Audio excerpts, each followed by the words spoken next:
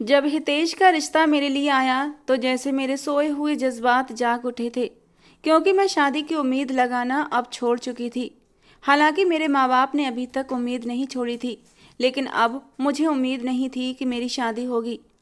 लेकिन जब हितेश का रिश्ता आया तो दिल में फिर से नए जज्बात जागे थे। उम्मीद की किरण फूटी थी कि मैं भी एक शादीशुदा जिंदगी बिताऊंगी।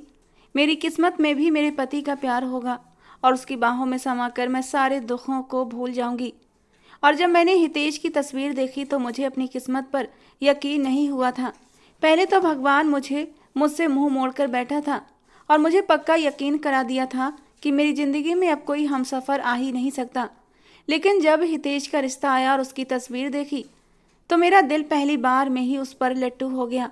इतना खूबसूरत, इतना हैंडसम कि मेरा दिल बेख्तियार धड़कने लगा था और मैंने सर झुकाकर अपनी माँ को शादी के लिए रजामंदी दे दी। मेरी माँ भी इस रिश्ते पर दिलो जान से राजी थी और होती भी क्यों ना, हितेश में कोई बुराई भी तो नहीं थी। अच्छा पढ़ा लिखा खूबसूरत नौजवान था। यूं ही मार्केट में एक दिन हितेश की माँ मेरी माँ से टकरा गई थी। हितेश की माँ और मेरी माँ कभी स्कूल में एक साथ पढ़ा करती थीं और जब माँ ने मेरी शादी का जिक्र हितेश की माँ के सामने छेड़ा तो हितेश की माँ ने फौरन अपने बेटे हितेश का रिश्ता पेश कर दिया। हालांकि उन्हें लड़कियों की कोई कमी नहीं थी, क्योंकि हितेश में कोई कमी तो थी नहीं, लेकिन वो बस एक सीधी सादी और ऐसी लड़की चाहती थी जो उनके घर को घर बनाकर रखे। आजकल की तेज तर्रार लड़कियां उन्हें पसंद नहीं थीं, जो शादी के दूसरे दिन ही घर में बंटवारा कर देती हैं, माँ बाप को अलग कर देती हैं। और यूँ जब हितेश की माँ ने मुझे देखा तो फौरन मेरा रिश्ता मेरी माँ के सामने पेश कर दिया। और माँ तो जैसे दिलोजान से राजी थी, उन्हें और क्या चाहिए था। वैसे भी मेरी उम्र निकली जा रही थी, 26 के बाद 27वें साल में कदम रख चुकी थी, लेकिन कोई रिश्ता नहीं मिल रहा था। और वजह थी हमारी गरीबी। लड़के वालों को भर भर के दहेज चाहिए था। किसी को भी मेरी खूबसूरती, मेरी पढ़ाई लिखाई, मेरा हुनर कुछ भी दिखाई नहीं देता था। बस रिश्ते की बात करते ही सबसे पहले पूछते, दहेज में क्या क्या दोगे। और जब मेरी माँ गहरी सांस लेकर नज़र झुका दिया करती तो मुझे देखने के लिए आई औरतें चुपचाप खिसक लेती।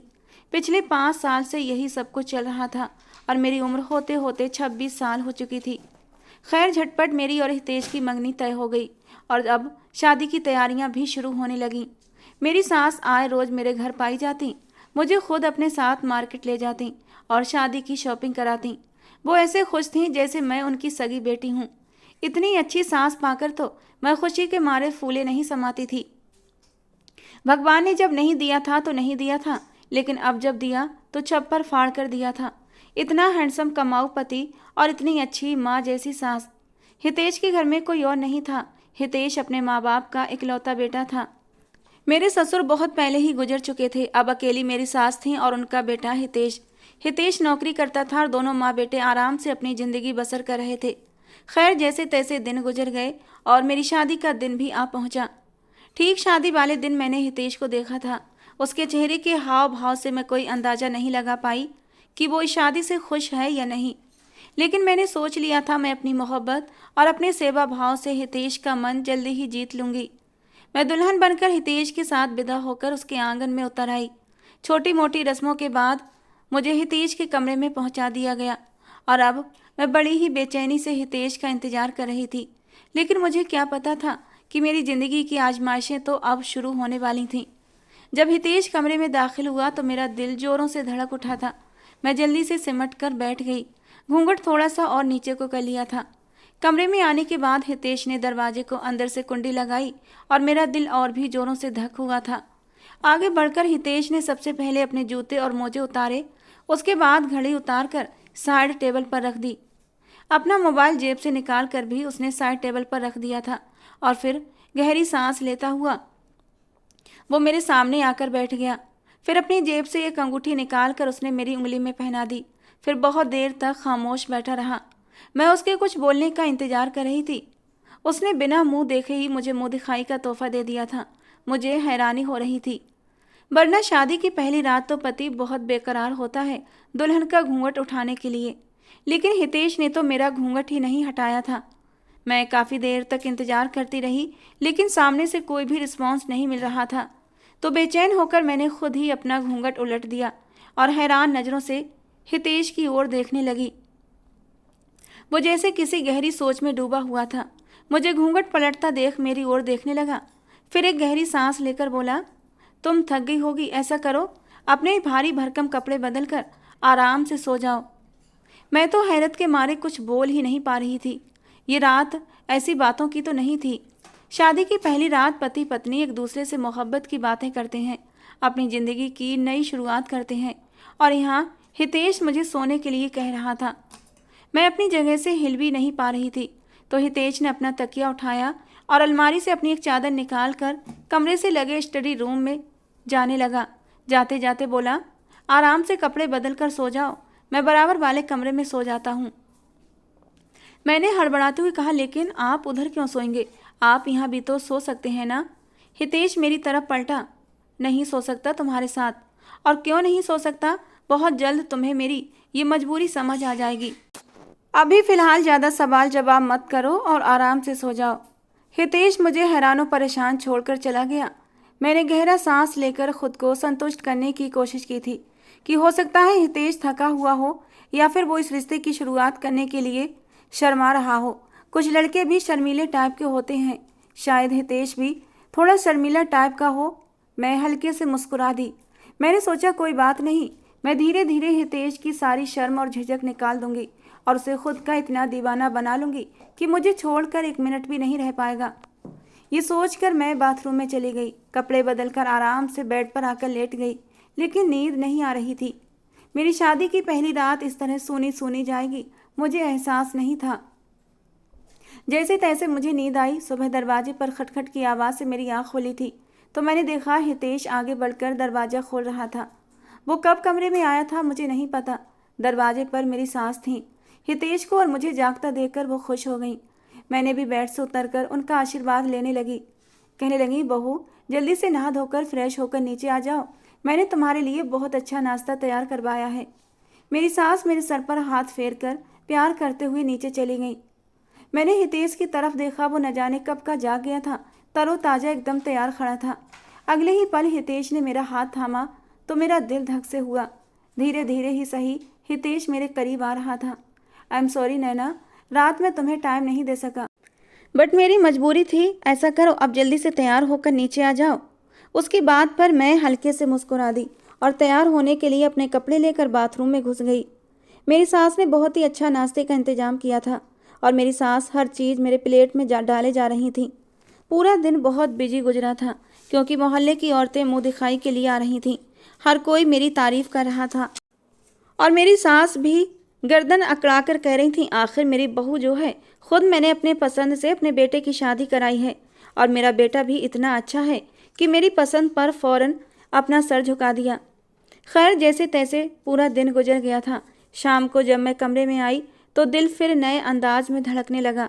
मैंने सोच लिया था आज मैं हितेश को अपने पास से कहीं दूर नहीं जाने दूंगी। मैंने दिन में एक मैरून रंग की साड़ी पहन ली थी। कमरे में आने के बाद मैंने एक बहुत ही फैंसी मैक्सी लेकर बाथरूम में चली गई और जब वो पहन कर आई और आईने के सामने खड़ी हुई तो मेरी गोरी रंगत उस लाल मैक्सी में दमक रही थी। मेरी जबानी फूट कर उस मैक्सी से जाहिर हो रही थी। खुद को देखकर मुझे खुद पर ही प्यार आया था।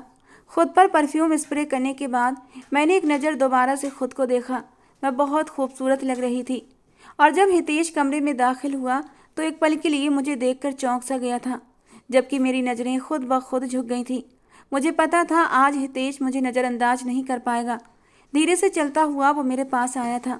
मुझे कंधे से पकड़कर बेड पर बैठा दिया, जबकि मैं अपने दिल की धड़कनों को संभाल रही थी कि आगे हितेश अब कोई शरारत ज़रूर करेगा। लेकिन हितेश ने कोई भी शरारत नहीं की। उल्टा उसने जो बोला था, मैं हैरानी से उसे देखने लगी। कहने लगा, आराम से सो जाओ, जो तुम सोच रही हो वो मैं नहीं कर सकता। ये कहकर उसने अपना तकिया उठाया और चादर उठाई और मैं हैरान रह गई। मैंने कहा, लेकिन आप यहाँ इस कमरे में क्यों नहीं सो सकते? कहने लगा, नहीं सो सकता, मेरी मजबूरी है, तुम्हें अकेले ही कमरे में सोना पड़ेगा। मैंने कहा, क्यों? क्या ये कोई रस्म का हिस्सा है? जिस तरह आराम से वो बातें कर रहा था मुझे लगा शायद ये कोई रस्म होगी। कहने लगा, नहीं, कोई रस्म नहीं है, मैं बस तुम्हारे साथ तुम्हारे कमरे में सो नहीं सकता। मैंने कहा, लेकिन क्यों नहीं सो सकते? क्या आपको मुझसे शर्म आती है? अब तो हमारी शादी हो गई है, हम जिंदगी भर के साथी हैं और पति पत्नी के रिश्ते में शर्म कैसी। ठीक है, अगर आपको अभी ये रिश्ता शुरू करने में झिझक महसूस होती है तो कोई बात नहीं, हम अभी अपने रिश्ते की शुरुआत नहीं करते, इस रिश्ते को थोड़ा सा टाइम देते हैं। लेकिन तुम कमरे में तो सो सकते हो ना, मैं सोफे पर सो जाऊंगी, तुम बेड पर सो जाओ। इस तरह स्टडी रूम में जाकर सोते हो तो मुझे अच्छा नहीं लगता, और फिर सुबह सुबह अगर कमरे में कोई आ गया और आप स्टडी रूम में सोते मिले तो अच्छा नहीं लगेगा। वैसे भी घर में अभी मेहमान भरे पड़े हैं, इसकी तुम चिंता मत करो, मैं किसी को पता नहीं लगने दूंगा। और रही बात इस रिश्ते को शुरू करने के लिए शर्म और झिझक की, तो ऐसी कोई बात नहीं है। मेरे पति की नज़र में ये कोई बड़ी बात नहीं थी और वो अपना तकिया उठाकर स्टडी रूम में चला गया, जबकि मैं हैरान रह गई थी। मैंने सोचा शायद वो शर्मा रहा होगा, लेकिन बताते हुए उसको बुरा भी लग रहा हो, इसीलिए ऐसा कर रहा होगा। लेकिन धीरे धीरे ये उसके रोज़ की रूटीन बन गई थी। मेरा पति पूरा दिन मेरे साथ ठीक ठाक रहता, लेकिन रात होते ही मेरे कमरे से निकल जाता। दिन ऐसे ही गुजरने लगे थे। मैंने हितेश से प्यार से पूछा, गुस्से से पूछा, बार बार पूछा, लेकिन बस उसकी एक ही जिद थी कि तुम्हारे साथ कमरे में नहीं रह सकता।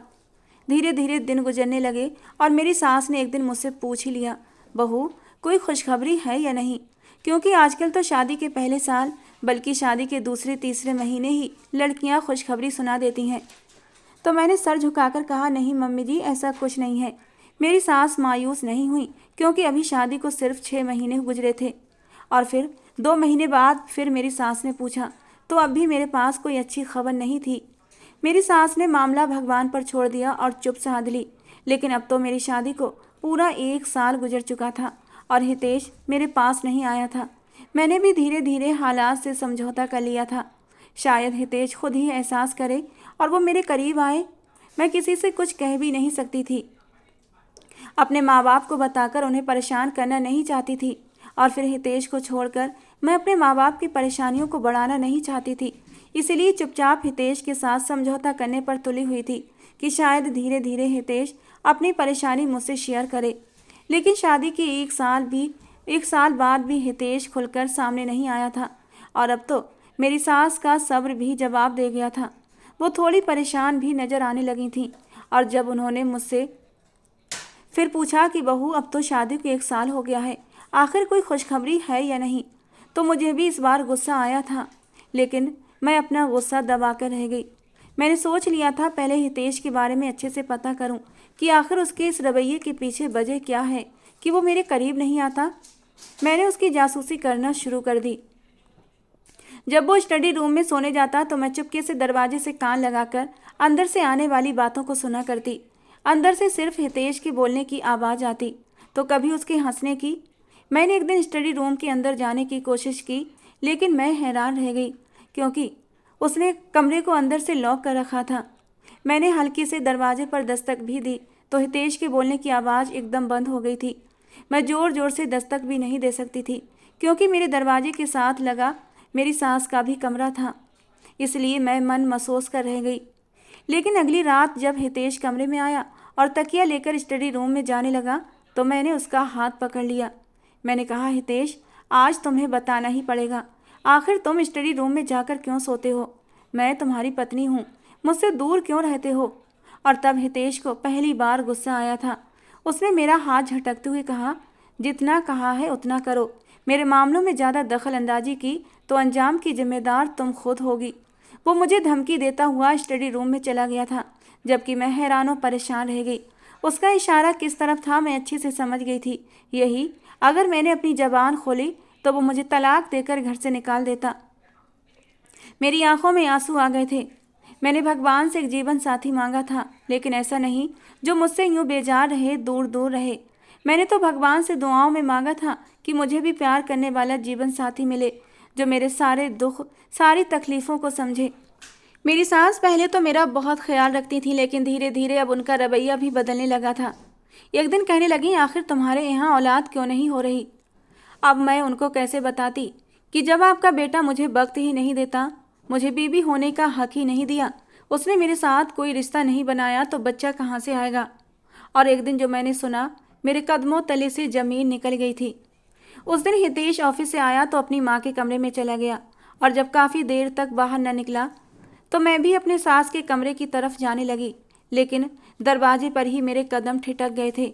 मेरी सास कह रही थी कि आखिर तुम दोनों अपना इलाज क्यों नहीं करवाते, कोई परेशानी है क्या? उधर नैना भी उदास रहती है, कहीं वो तुमसे नाराज तो नहीं? हितेश कहने लगा, मम्मी आप बेकार में टेंशन लेती हैं, वो कोई उदास नहीं है। मैं तो उसका बहुत ध्यान रखता हूँ। इतना ध्यान तो हमारे ख़ानदान में किसी ने अपनी बीवी का नहीं रखा होगा। और वो भी मुझसे बहुत प्यार करती है, मेरी सारी बातों को मानती है। फिर मेरी सास कहने लगी, ठीक है, लेकिन तुम अपना इलाज तो करवाओ। आखिर शादी को 1 साल से ऊपर हो गया है और अभी तक तुम्हारे यहाँ कोई औलाद पैदा नहीं हुई। बस मैं इसीलिए पूछ रही थी। तो हितेश ने कहा, अरे मम्मी, नैना ने आपको बताया नहीं कि वो कभी माँ नहीं बन सकती? और मेरी सास ये सुनकर हैरान और परेशान हो गई थी। कहने लगी, लेकिन ये कब हुआ? मुझे तो नैना ने कोई बात नहीं बताई, और तुम्हें ये सब किसने बताया? और तुम्हें सब कुछ पता है, फिर भी तुम्हें कोई चिंता नहीं है? तो हितेश कहने लगा कि कुछ दिन पहले मैं उसे डॉक्टर के पास लेकर गया था, क्योंकि मम्मी मुझे भी बच्चे की चाहत है। तो डॉक्टर ने उसका चेकअप किया और डॉक्टर ने ही बताया कि आपकी बीवी कभी माँ नहीं बन सकती। नैना ने मुझसे कहा था कि अभी मम्मी को कोई बात मत बताना, मैं धीरे धीरे मम्मी जी को सब कुछ खुद ही बता दूंगी। मुझे लग रहा था कि उसने आपको बता दिया होगा। उसे आपको बता देना चाहिए था, कम से कम आप झूठी उम्मीद तो ना बांधती। आपकी बहू बांझ है मम्मी जी, वो कभी भी औलाद पैदा नहीं कर सकती। लेकिन उसके बावजूद मैं उसे बहुत प्यार करता हूँ, उसका बहुत ख्याल रखता हूँ और सारी ज़िंदगी उसे अपने साथ रखूँगा। कभी दूसरी शादी के बारे में सोचूंगा भी नहीं, क्योंकि मेरी परवरिश आपने की है। मेरी सास को यह हकीकत सुनकर गुस्सा आया था और मैं ये सब सुनकर गम और गुस्से से कांपने लगी थी। हितेश इतना बड़ा झूठ बोल रहा था, मेरी जात के परखच्चे उड़ा रहा था।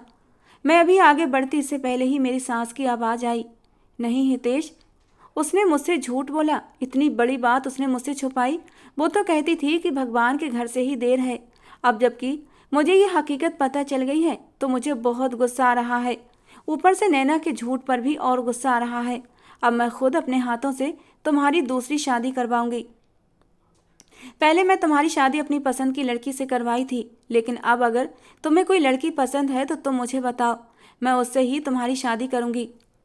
मुझे जल्द से जल्द अपने ख़ानदान के लिए बारिश चाहिए, बस बहुत हो गया। और ये सब सुनकर मेरे पैरों तले से ज़मीन निकल गई थी। मैंने सोच लिया था मुझे अपनी सास को सब कुछ बता देना चाहिए, इससे पहले कि वो हितेश की दूसरी शादी करवा दें। मैं बहुत ज़्यादा परेशान हो गई थी, मुझे बिना जुर्म की सज़ा मिल रही थी। मैंने तो हितेश के व्यवहार को भी बहुत सब्र से बर्दाश्त किया था, उसकी धमकियों को सहा था, ये सोच कर कि एक न एक दिन हितेश मेरी तरफ खिंचा चला आएगा और मैं भी हितेश के साथ एक खुशहाल ज़िंदगी गुजारूंगी, क्योंकि मेरे माँ बाप अब मेरी दूसरी बहन के लिए रिश्ता तलाश कर रहे थे। अगर ऐसे में मैं हितेश से बिगाड़ कर उनके घर जा बैठती तो उनकी परेशानियां डबल हो जाती। मैंने सोच लिया था अब मैं हितेश की हकीकत अपनी सास के सामने लेकर जरूर आऊँगी। और जब रात को हितेश कमरे में आया तो मैं पहले से ही स्टडी रूम में सोफे के पीछे जाकर छुपकर बैठ चुकी थी। बेड पर मैंने तकियों को इस तरह रख दिया कि हितेश जब कमरे में दाखिल हुआ तो उसे लगा कि मैं सो चुकी हूँ। कुछ देर बाद ही वो स्टडी रूम में चला गया था, लेकिन मैं तो सोफे के पीछे छुपी बैठी थी और वो उसी सोफे पर आकर बैठा था। थोड़ी देर बाद वहाँ कुछ ऐसा हुआ कि मैं हैरान रह गई। उसने अपनी जेब से मोबाइल निकाला और एक नंबर डायल किया। वो किसी लड़की से बात कर रहा था, उससे अपने प्लान के बारे में बता रहा था। सुनो मेरी जान, कैसी हो तुम? आज मेरे पास तुम्हारे लिए बहुत बड़ी खुशखबरी है, जिसे सुनकर तुम खुशी से पागल हो जाओगी। मुझे तो अभी तक यकीन नहीं आ रहा कि ये सब करना इतना आसान था। वो लड़की कितनी बेवकूफ़ है, उसको हमने इतनी आसानी से बेवकूफ़ बना दिया। अब मेरी माँ मेरी मर्जी के आगे झुक गई हैं, क्योंकि उन्हें लगता है कि नैना कभी माँ नहीं बन सकती, उनके ख़ानदान को वारिस नहीं दे सकती। तो अब मेरी माँ मेरी दूसरी शादी करने के लिए दिल से राजी हैं, बल्कि उन्होंने तो कह दिया है कि मैं उन्हें अपनी मर्जी की लड़की बता सकता हूँ। अब तुम शादी की तैयारी करो। और ये सुनकर मैं हैरान रह गई थी, लेकिन मैं तो पहले ही सोच कर आई थी कि हितेश का पर्दाफाश करूंगी, इसीलिए मैंने अपना मोबाइल रिकॉर्डिंग पर लगाया हुआ था। हितेश की सारी बातें मेरे मोबाइल में रिकॉर्ड हो गई थी। काफ़ी देर तक हितेश अपनी महबूबा से मोहब्बत भरी बातें करता रहा, शादी की प्लानिंग करता रहा और मेरा दिल खून के आंसू रोता रहा। वो थोड़ी देर के लिए उठकर बाहर चला गया तो मैं जल्दी से निकलकर अपनी सास के कमरे में चली आई थी। मेरी सास मुझे रात के समय अचानक अपने सामने देखकर हैरान हुई और फिर मैंने अपनी सास को बताया कि आपका बेटा धोखेबाज है। मैं बाज नहीं हूँ, बल्कि वो अब तक मेरे करीब ही नहीं आया है। शादी को 1 साल हो गया, लेकिन उसने मेरे साथ कोई भी रिश्ता नहीं बनाया। फिर मैं आपके ख़ानदान का वारिस आपको कैसे दे सकती हूँ? मेरी सास मेरे मुंह से यह हकीकत सुनकर परेशान हो गई थी और फिर मैंने उनके सामने अपना मोबाइल खोलकर रिकॉर्डिंग रख दी, जिसे सुनकर उनकी आंखें खुली की खुली रह गई थीं। अगले ही पल उन्होंने अपना सर पीट लिया था। मेरा हाथ पकड़कर उन्होंने मुझे अपने करीब बिठाया और कहने लगी, मुझे माफ़ कर दो नैना, जो मैंने तुम्हें गलत समझा और अपने नालायक बेटे पर भरोसा किया। जब मैंने तुमसे शादी की बात की थी तो उसने एक औरत का नाम लिया था कि वो उसे पसंद करता है, और जब मैंने पता कराया तो मुझे मालूम हुआ वो औरत तो शादीशुदा है, एक बेटे की माँ है। उसका पति उसे तलाक दे चुका है। उस औरत ने मेरे बेटे को अपने जाल में फंसा रखा था और मैंने फौरन उस रिश्ते के लिए इनकार कर दिया। लेकिन हितेश उस समय आराम से मान गया था, तुमसे शादी करने के लिए खुशी खुशी राजी हो गया था। लेकिन मुझे क्या पता था वो इतनी लंबी चौड़ी प्लानिंग कर रहा था। लेकिन तुम चिंता मत करो, मैं तुम्हें अपनी बहू बनाकर लाई हूँ। कुछ समय के लिए मुझे तुम पर गुस्सा आया था कि तुमने मुझे अपने बांझ होने की खबर छुपाई थी, लेकिन अब जबकि मैं हकीकत जान गई हूँ तो मैं तुम्हारा साथ दूंगी, अपने नालायक बेटे का नहीं। ये कहते ही उन्होंने अपना मोबाइल उठाया और अपने वकील को फ़ोन किया। उन्होंने रातों रात हितेश को अपनी प्रॉपर्टी से बेदखल करा दिया, उसके सारे खर्चे, सारे अकाउंट बंद करा दिए। और अगले ही दिन जब हितेश पर यह हकीकत खुली तो वो गुस्से से तिलमिला उठा था और मेरी ओर बढ़ते हुए गुस्से से चिल्लाया, ये सब तुमने किया है ना, मैं तुम्हें जिंदा नहीं छोड़ूंगा। मेरी सास बीच में आई थी। नैना को अगर एक शब्द भी कहा तो मैं भूल जाऊंगी कि तू मेरा बेटा है। अगर तुझे इस घर में रहना है तो रह सकता है, और अगर तेरा मन है तो तू इस घर से जा भी सकता है। हितेश इस घर को छोड़कर कहाँ जाता? वो नौकरी तो कर रहा था, लेकिन पीछे से मेरी सास का बैकग्राउंड बहुत अच्छा था। उनके गांव में अच्छी खासी ज़मीनें थीं। उनके पति भी मार्केट में बड़ी बड़ी दुकानें छोड़कर मरे थे, जिनका अच्छा भला किराया आता था। सिर्फ नौकरी के बलबूते पर हितेश कुछ भी नहीं था। नौकरी में तो वो अपने शौक भी पूरे नहीं कर पाता, इसलिए मजबूरन वो इस घर में रहने लगा। लेकिन अब मैंने हितेश से बात करना बिल्कुल बंद कर दिया था, बल्कि मैं अपनी सास के कमरे में जाकर सोती थी।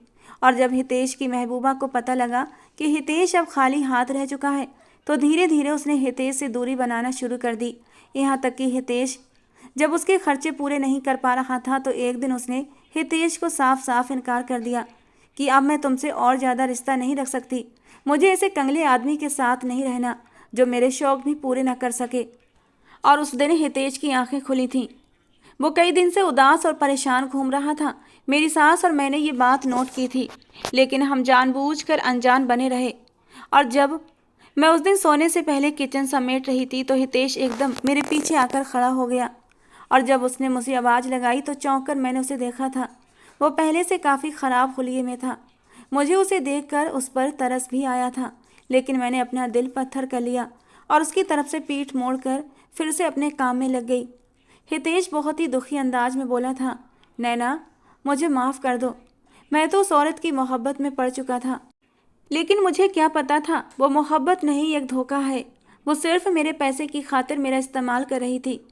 लेकिन अब जबकि उसकी हकीकत खुली तो मुझे तुम्हारा प्यार याद आया, तुम्हारे साथ अपना पवित्र रिश्ते का एहसास हुआ। मुझे माफ़ कर दो नैना, आगे से मैं तुम्हें कभी शिकायत का मौका नहीं दूंगा। बस मेरी गलतियों को माफ़ करके मेरा हाथ थाम लो। हितेश ने मेरा हाथ थाम लिया था, लेकिन मैंने उसका हाथ झटक दिया और अपनी सास के लिए दूध का गिलास लेकर मैं उनके कमरे में चली आई। हितेश थके थके कदमों से अपने कमरे में चला गया था, और जब मैंने अपनी सास को दूध का गिलास दिया तो उन्होंने दूध का गिलास लेकर साइड टेबल पर रख दिया। मैं उनके बराबर में बैठ गई थी। आज मेरे दिल के जज्बात कुछ अलग थे। हितेश को माफ़ भी करना चाहती थी, लेकिन जब उसकी पिछली करतूतों के बारे में सोचती तो मेरा दिल उसकी तरफ से मैला हो रहा था। मेरी परेशानी को शायद मेरी सास ने भांप लिया था। कहने लगी, क्या बात है? कोई बात हो तो तुम मुझे बता सकती हो। और मैंने अपनी सास को कुछ देर पहले हुई हितेश के साथ सारी बातें बता दी। मेरी बात सुनकर मेरी सास ने गहरी सांस ली थी। कहने लगी, नैना, पति को काबू में रखना औरत की जिम्मेदारी होती है। पत्नी हर मुमकिन कोशिश करती है कि उसका पति कहीं बाहर इधर उधर मुंह न मार पाए, क्योंकि मर्द तो एक आवारा भमरा होता है, उसे कैद करके रखना पड़ता है, वरना वो अपनी नेचर से बाज नहीं आता। और फिर ये तो बहुत अच्छी बात है कि हितेश तुम्हारी मोहब्बत में पड़ चुका है, उसके दिल में तुम्हारे लिए जज्बात जागने लगे हैं। ये एक अच्छा मौका है बेटा, तुम हितेश के बढ़े हुए हाथ को थाम लो, उसे माफ़ करके उसे एहसास कराओ कि तुमने उसे माफ़ करके उस पर एहसान किया है। अगर ये मौका हाथ से निकल गया तो हितेश फिर से इधर उधर भटक सकता है, और मैं नहीं चाहती कि तुम्हारा घर बर्बाद हो। तुम मुझे बहुत प्यारी हो नैना, मैं चाहती हूँ हमेशा तुम मेरे साथ मेरी बेटी बनकर रहो। इसलिए मेरे कहने पर एक बार हितेश को माफ़ कर दो और अपनी ज़िंदगी की नई शुरुआत करो। इतना तो मेरा दिल कहता है कि हितेश अब सच में सुधर चुका है, उसे अपनी गलती का एहसास हो चुका है। जाओ, मेरा आशीर्वाद तुम्हारे साथ है। और सास के समझाने पर मैं चुपचाप अपने कमरे में चली आई थी। मुझे कमरे में आता देखकर हितेश का चेहरा खिल उठा था। मैं चुपचाप जाकर बेड पर बैठ गई। हितेश जल्दी से मेरे पास आया था, मेरा हाथ थामकर उसे चूमते हुए बोला, मुझे माफ़ करके तुमने मेरे ऊपर बहुत बड़ा एहसान किया है नैना। वादा करता हूँ तुम्हें ज़िंदगी भर खुश रखूँगा। उसकी आंखों में इस बार सच में आंसू झिलमिला रहे थे। मैंने उसकी तरफ देखा तो मुझे एहसास हुआ, हाँ वाकई हितेश अब बदल चुका है। और उस रात मैंने सुकून से अपना सर हितेश के कंधे पर टिका दिया था। और वाकई हितेश ने मेरे साथ दोबारा बेवफाई नहीं की थी। उसने मेरा बहुत ख्याल रखा, मुझे बहुत मोहब्बत दी। अगले ही साल मेरी गोद में एक प्यारा सा बेटा आ चुका था, जिसे पाकर मेरी सांस खिल उठी थी। हितेश को भी मेरी सास ने अब पूरे अधिकार दे दिए थे। वो खुले दिल से पैसा खर्च करता था, लेकिन अपनी राह से भटका नहीं था। वो बस मेरा, मेरे बेटे का और अपनी माँ का ख्याल रखता था। और मैं अपनी ज़िंदगी से बहुत खुश थी कि मुझे इतना प्यार करने वाला पति और बिल्कुल माँ के जैसे प्यार करने वाली और मुझे समझने वाली सास मिली थी। दोस्तों, हमारी कहानी पसंद आई हो तो प्लीज़ लाइक करना। रोज़ एक नई कहानी सुनने के लिए हमारे चैनल को भी सब्सक्राइब करना। मिलते हैं दोस्तों अगली किसी नई कहानी के साथ।